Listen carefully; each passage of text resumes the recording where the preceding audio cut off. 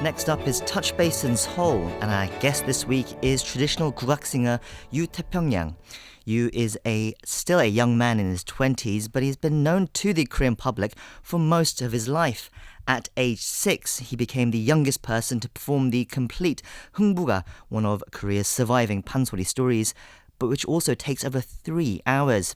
He's continued to dedicate his life to Korean traditional music, and as part of the National Changgeuk Company of Korea, Yu is paving the way for Korean traditional music to become more approachable. We're delighted to have him here on the show today. Yu, thank you for being here.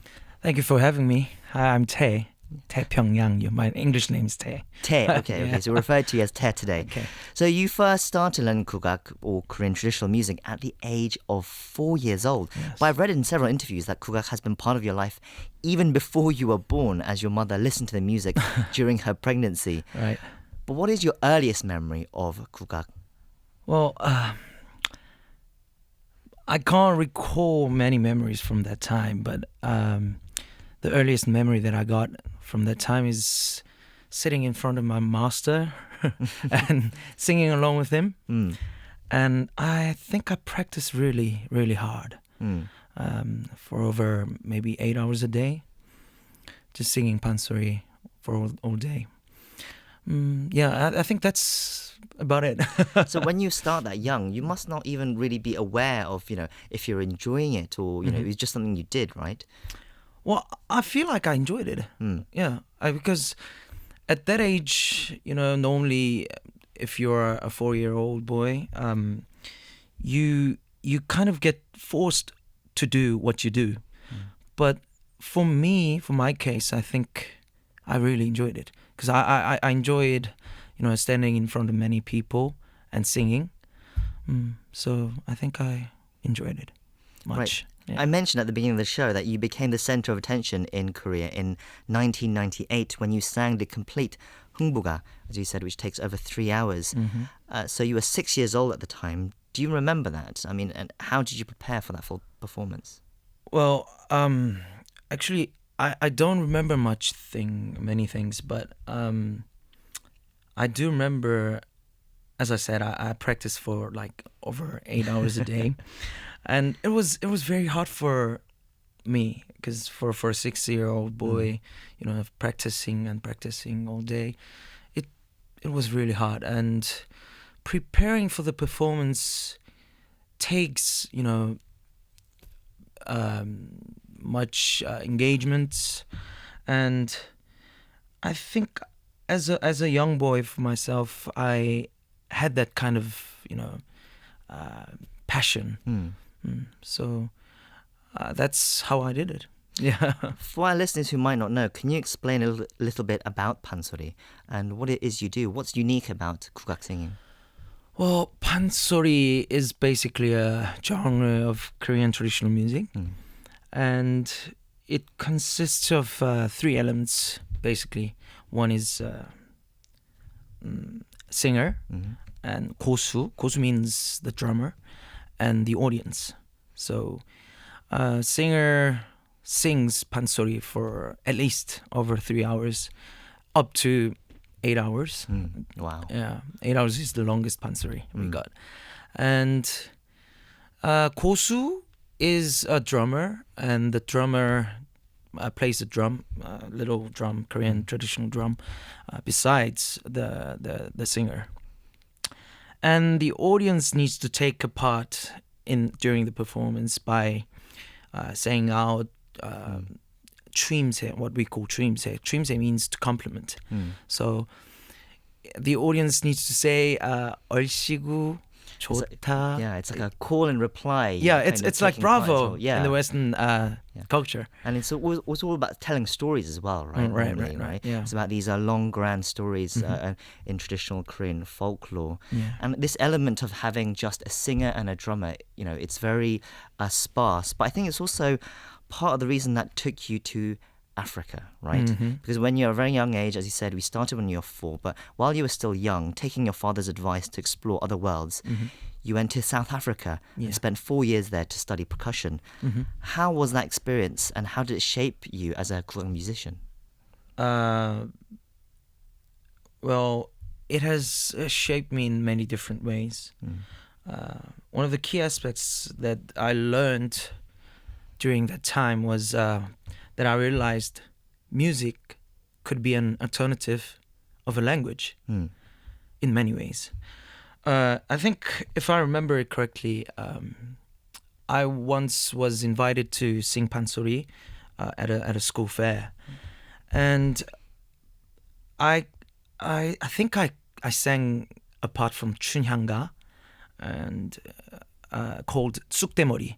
And if as many of the listeners may know, 쑥대머리 is a very gloomy and sad song. And obviously I was singing in Korean, and many people from the audience, they started crying listening to my song. So I felt really weird because, you know, You didn't expect it. I didn't expect them to understand Korean, but they understood the feeling of the song and they started crying. So I felt really touched from that moment. Yeah. Right. Just to clarify, how old were you when you went to Africa? You were, I think, 10 years old, somewhere like that? 12, 13 years old. So young Korean age. yeah. Did you find similarities in it at all in your study of African music, of percussion with Kugak when you were there? Of course. I thought it was very similar because in terms of not in terms of rhythms and, you know, the vibe, but in terms of the soul that music has. And Korean musical soul is, I think, very different from the Western musical soul. So, but African musical soul, I thought it was very similar to Korean. Yeah, so I learned many things there, and I feel really confident about it as well. Yeah, I think I understand that. I mean, especially with the Korean percussion, so strong on percussion, when you compare it to like Western classical music, it's so different. And perhaps there is more of a connection with that area, that region of music. You're right, maybe. What's also interesting as well, so you performed when you were younger, you know, in front of your African peers. Yeah. But then also you've performed for other foreign people throughout your career. And most notably, we've got to mention that when Donald Trump, the US president, visited South Korea in 2017, you performed in front of him as well. I mean, do you think he understood? I mean, how do you think your music delivers to those people who don't, you know, necessarily speak Korean? Well, I guess it's just like the time that I first heard jazz.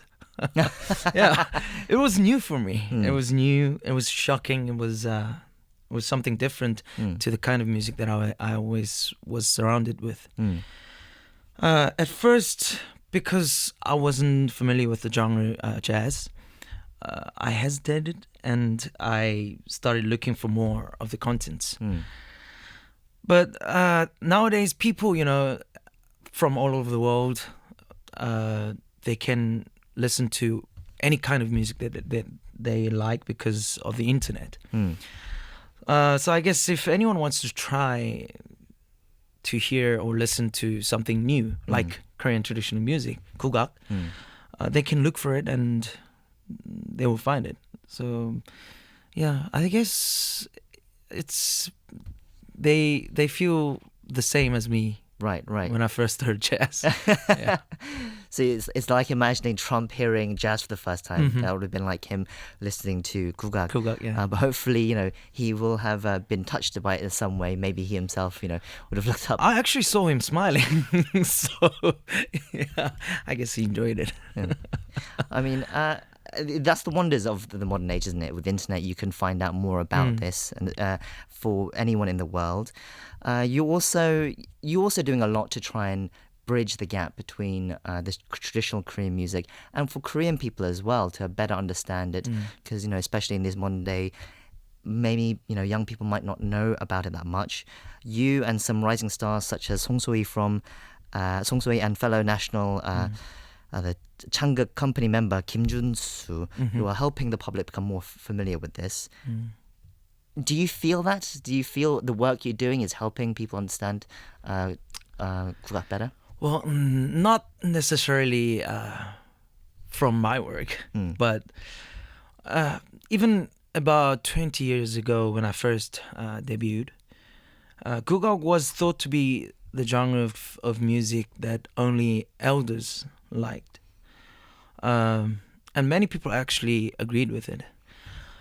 But if you went to a Korean concert at that time, like 20 years ago, whom you would have seen the most in the audience was probably like 60s, 70s, elderly people. But nowadays, I can say it's really, really changed. I can see teenagers, I can see 20s, 30s, and yeah, I think it's really changed in a positive way. Yeah. And finally, what are your plans going forward? As you said, you're still a young man. There's still, your future's ahead of you. What do you want to do, and what do you want to keep trying to achieve with your art form? Well, the thing that I don't want to be is a frog in a well.